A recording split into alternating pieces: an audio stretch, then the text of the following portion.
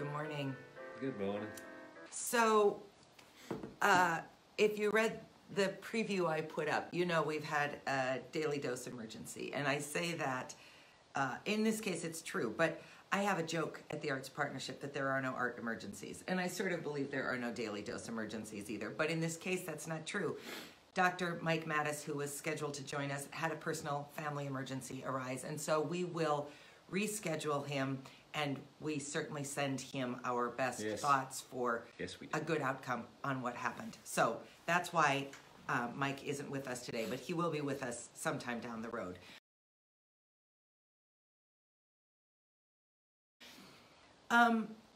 So, you know, when you wake up to that and you have a couple of hours to figure out what you're going to do when you thought you had something scheduled, then you go into a little bit of overdrive, or at least I do, which is kind of where my brain lives anyway. And you start to think about, okay, what's the alternative? You can't have a daily show that doesn't go on. So what's the alternative? And that's when I started to think about this thing that we had just talked about. So I just want to give a little bit of context.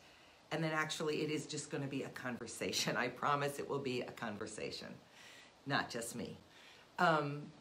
We had dinner last night with a couple who I have known both of them most of my life. Maz knows one of them. And one of them is a recovering alcoholic, and the other one is the spouse of a recovering alcoholic.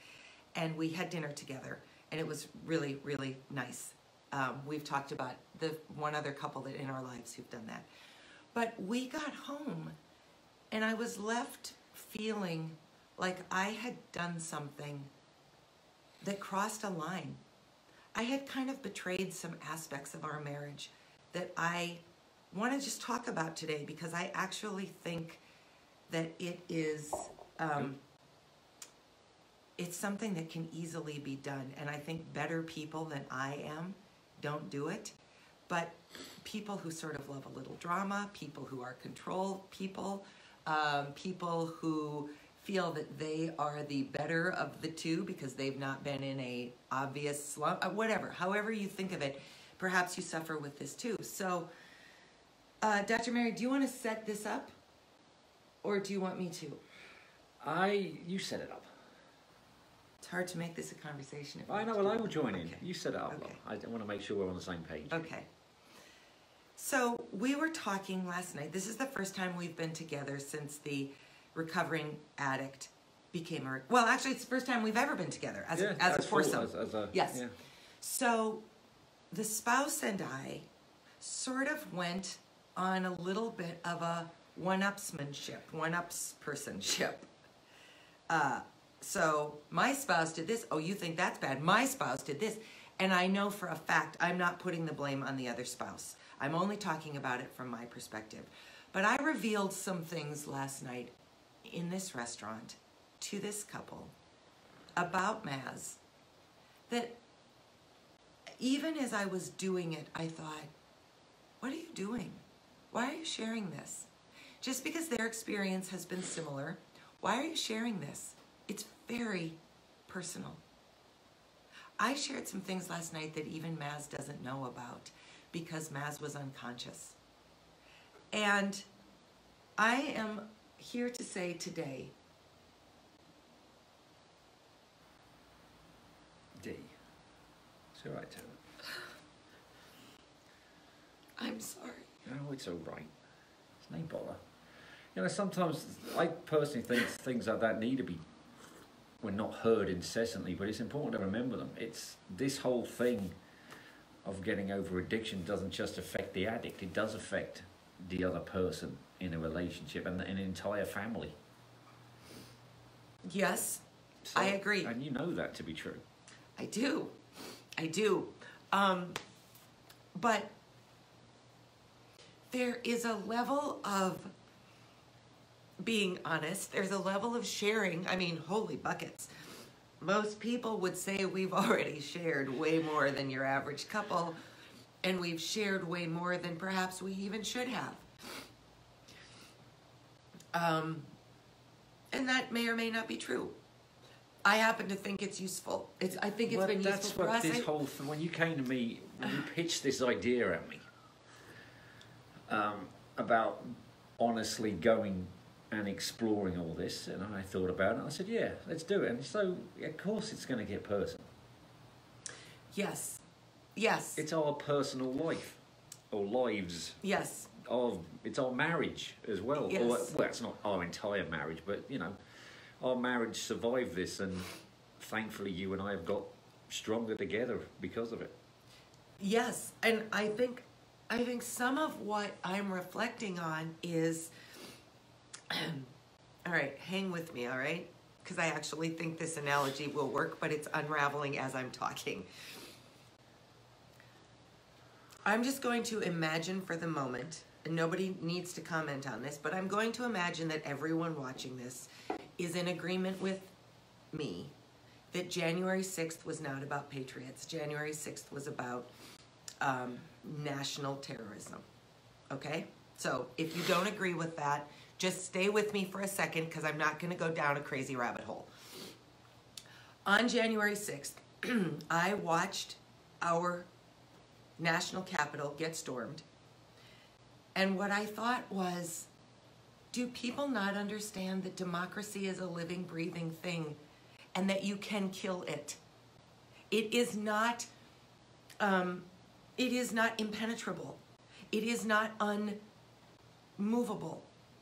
It evolves as we evolve. It's why original democracy did not free slaves and did not give women any rights, and today it does. It is a thing that you have to nurture and care for, and when you attack it, even if it is strong, it can be killed. So that's the end of my political piece. I think that about marriage as well. I think that our marriage is as strong as our marriage has ever been. Yes, and it absolutely, is definitely. from my limited scope of having been married to one man and having observed other marriages as an outsider who is able to observe not just marriage, relationships, because the piece of paper is irrelevant in my opinion. Our marriage is as strong as a marriage can be. I'd agree We with have that. weathered some really hard things, and I don't just mean Maz's addiction. Other things. So if that's true, then it's easy to take it for granted and say, oh, I can say and do what I want because our marriage is rock solid. Guess what? Rock solid marriages fall apart too because you have to nurture them and you have to care for them and you have to decide as a couple, we can go this far publicly or this far on social media or this far in our understanding and no further. And what I left last night feeling like, and not because of anything you said or did, but I left last night thinking, you crossed that line. You could have possibly chipped away at this living, breathing thing you call your marriage, and you could have done some damage that you may have a hard time coming back from. And that is, to my utter shame, what I'm struggling with this morning. And again, you shouldn't. And one of the things I think it's important to remember, and I think this is directly coming up again. Actually, I know who I can credit for these couple of statements. I'm going to paraphrase.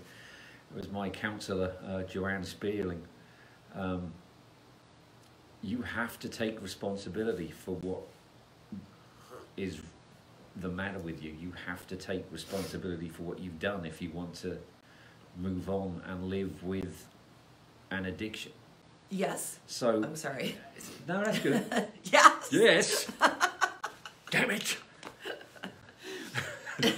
Keep going. Oh God, I've lost me. No, I was going to do sorry. a very bad No, Leonard McCoy thing. Stay focused. Stay focused. You have to take responsibility, and if that means listening to some dirty truth, it's the truth. It happened. But do you have to take it? Do you have to take it for the rest of your life? Do I have to take that I had sex with a man I never intended to marry as a huge shame for the rest of my life? Here, I'm going to say to you, no, I fucking do not. It's easy, tell you. Easy. No, I don't. I don't. I do not. That's not And my it's fault, not by just the way. because Quinn Del Val is so exceptional. If Quinn were a complete mess of a human being, I still wouldn't have to carry that shame and bear it and have someone publicly talk about it for the rest of my life. I don't. And I'm not sure that you do either. And I insinuated shame Well, put it on this way, you I last wouldn't- night. I think you're entitled. I don't. Well, to a point. Yes, to a point. Well, you haven't do I crossed that do I point have yet. to do this? Do I have to never reveal that No. addiction lives in Because our house? what's the point? No. What we're doing this so, there's no shame in what this is about, and we're doing this to help people understand. And this is another example. You could be, we've had 4 years and 17 days. Thank you. Maths so early in the morning. of just a rock solid marriage, but we got to remember how. Well, I think it's important to remember how we got there, what we had to sacrifice. It goes back to these great stories I hear. Yes, it's silly. I think with hindsight, you think, my parents got married when they were 20 and 21, and I remember. But they'd also known each other they'd been dating for like 7 years at that point. But I think, what the hell did I know when I was 21? The answer to that would be nothing. Even though I thought I was awesome because I was a university student and thought, yeah, I know stuff about plants. Anyway. You change. But, obviously we won't be celebrating our 70th wedding anniversary. You don't know that. We're very healthy. Well, that's true. We've got to spin 3 times. That only makes me 105. Yeah. It's totally possible, actually. Okay. Our 80th. That's harder to But argue. I love those stories about people who have been married 68 years. And there was this guy that was in the local paper, and they said to, this couple, said, well, what was the secret of your marriage for 68 years? And he put his arm around his wife and said, you know what, I'm from a generation that if something breaks, you fix it. You don't throw it away. And I'll always remember that. Yep. But, okay, so it's not that I can't be convinced that you're fine with this and that I didn't go too far.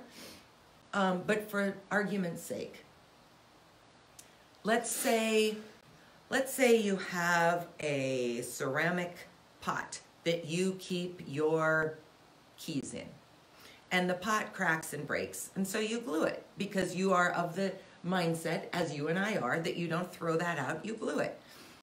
But then next week it breaks again, so you glue it again, and it breaks again, so you glue it again. Eventually you cannot keep fixing it because too much damage has been done.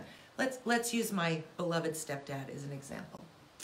He developed esophageal cancer, which is basically a death sentence. He had one of the most aggressive surgeries you can have done. They removed his entire esophagus, they took his stomach, they turned it into his esophagus, and they did it all through 6 tiny incisions in the front of him and 6 tiny incisions in the back of him.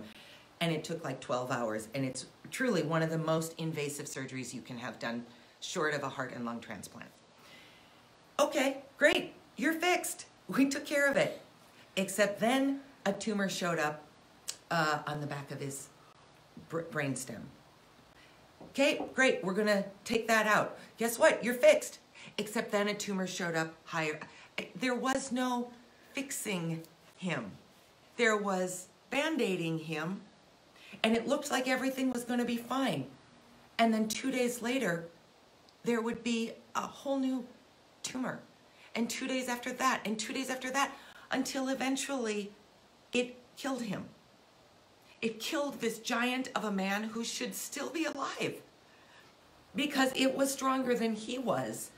And our marriage is the only thing that I have probably more belief in is my relationship with my birth parents and my relationship with my child, because I believe that that we have a bond from that birth thing that unites us. I say to you all the time, you're my favorite person I never birthed. Which is a hell of a compliment. Yes, it is. I like that. I believe that you and I will be married until one of us dies. I absolutely believe that. And I believe we will be joyfully married. Another way to look at that is Quinn is my favourite person I haven't married. Yes. So, yes, okay. It's all connected. But that sounds a lot weirder. That sounds weirder now that I've said that's very, anyway, that's weird. Anyway, I believe that to be true, but I also believe that we have to tend to our marriage. Oh, absolutely. You can't take it for granted either. A piece of paper does not make the marriage. It is the commitment that you make to tending to it, to nurturing it, to saying to someone, Maz, going forward, how much of our addiction journey are we going to share? I have said this before. There are pieces of Maz's time in the hospital that Maz Mary doesn't know. There are pieces of Maz's time before he got sober that Maz Mary does not know, because one of us was alert, sober, and present, and one of us is not. And guess what? I will never share those stories. Not with Maz, not with you. I will never even write them down, because they do not merit going out into the world. Or you don't think they serve a purpose? I don't. That's interesting. I think they cross a line that we can't maybe come back from. And I'm not trying to be cryptic here. There wasn't abuse. There wasn't anything like that. There was none of that. But there are just moments of such intense intimacy. The same way we're never going to come on and say, let's talk about the last time we had sex. Now, here's how that began. We're never going to reveal that to you. They're not even bragging. Nope. No. We're never going to share that with you. And that's not because my mom is on. We're never going to share that with you. A huge part of that is because... No, maybe for Mass, not for me. I don't share that stuff with anybody because I'm a good Scandinavian. Oh, you betcha. But... Well, you're part Scottish, though. Shh, stop. I don't share that information. We don't share that information because that is a place of such intense intimacy that I won't cross that line. And that's how I feel about some things that absolutely I am the witness to. Just me. And I didn't reveal any of those things last night, but I got close to that line, and maybe I didn't cross it. And thank you for saying that and for being so generous with letting me tell your story. It's not even my story. Well, it is. You were there. Yeah, but I told some pieces of it that were not me. They were you. It's your story too, though.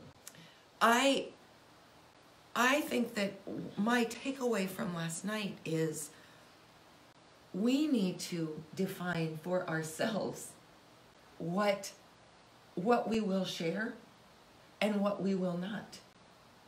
Because not everything is for everyone. And it's not because you can't take it. It's because at the end of the day, this is what matters to me.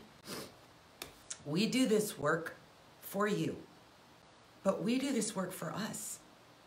We share this story because... It is wonderfully therapeutic, actually. Yes, even when it's hard. Even when I have to admit things that I'm ashamed of. And you just nailed it there. This is another great thing I got from my counsellor. It's called, I said, this is really hard. And she said to me, yes, it's supposed to be. It's called rehabilitation. Yeah. Yeah, you ever watched video of somebody learning to walk again? They don't just get up and walk just because they used to know how to walk. You're right, rehabilitation is If you've ever seen a film hard. with any rehab centre in it, it's not really like that at all. First of all, there's never donuts, I've heard. No, That's there is not. And disappointing. although I have come to crave it, actually, I guess that's the wrong word to use. Desire it. Desire it. It's just Lutheran coffee, weak coffee. But you can get that any Sunday after church. Get that Sunday. Go to any Lutheran church, you get the same coffee we do. But that coffee does actually weirdly mean something to me now. So it's weird. I will say this. Mike Mattis, if you watch this, I'm sorry that you are going through Yes. your so am I. family emergency. But the universe diverted you today from us so that we could have this conversation, not for you, but for us. Yeah. And if you can benefit from it, that's amazing. And I'm grateful for that. But I needed this. I think you did, actually. I needed this to, try to, well, first to apologize, Well, you did, which I'm not great at. You didn't need to, but thank you. Well, and second to recognize that our union is a living, breathing thing and needs to be lovingly tended. And sometimes I take it for granted. And last night felt like I took it for granted. And that is something I never want to do, because it is one of the most precious things that I have in my arsenal of many precious things. Yeah, me too, Tony. Me too. So, if you have a partner in your life, I guess the takeaway is find some time to sit down and really define how you are nurturing this thing, because nothing is impenetrable to decay, to abuse, to decline. Nothing that matters can't also be wiped out from lack of care and attention. There's a certain niceness about some of the, well, as you would know, as president and CEO of an arts organisation, there's something precious about something you can take home from a piece of art, and movies are a piece of art. There's a scene from a movie that always sticks with me, is when one of the main characters says to another one, I want you to tell my wife something. He said, tell her, she's heard me tell her 1,000 times that I love her, but I've never apologised to her. Is this a John Wayne movie? No. Oh, what movie is it? Die Hard. Oh! I was hoping you wouldn't ask me that, because now that's ruined it. But my point is, I love Die Hard. that is a fantastic scene. A lot of you could go through an entire relationship just saying, if I say I love her or say I love them enough, whoever it is, that's fixed. It isn't. If you mess up, apologise, learn from it, and move on together. Hopefully, that's how you keep things working, and I think that's incredibly important, especially if you're dealing with an addiction. It's messy. It'll put up a fight, and if you can come through it, you're going to be stronger. Yeah. There's another phrase I heard recently. I have actually said it to a student who was complaining about a first level of a chemistry class, and so this is like life. How's it going to get any easier? I said it doesn't. You get stronger. And my point being that once you get to the next level of a course, you've learned something from the one before it, and your knowledge will get stronger.